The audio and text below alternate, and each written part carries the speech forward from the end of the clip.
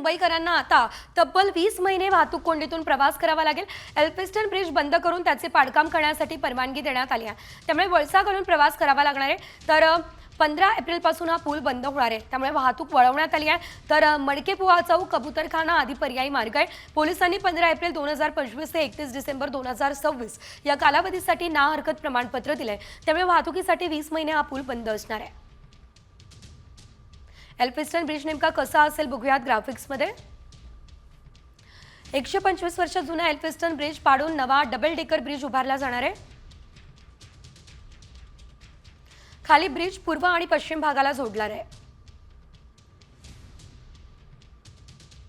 वरील ब्रिज शिवडी नावाशिवाय अटल सेतूला देखील जोडला जाणार आहे।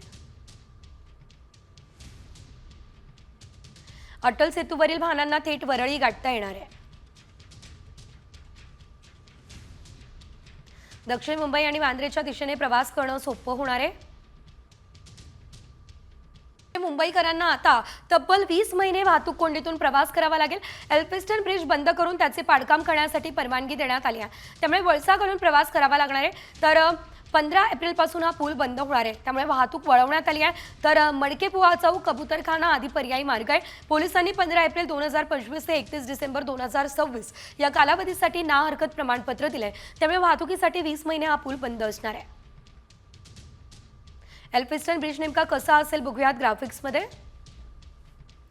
125 वर्ष जुना एल्फिस्टन ब्रिज पाडून नवा डबल डेकर ब्रिज उभारला जाणार आहे। खाली ब्रिज पूर्व आणि पश्चिम भागाला जोडणार आहे।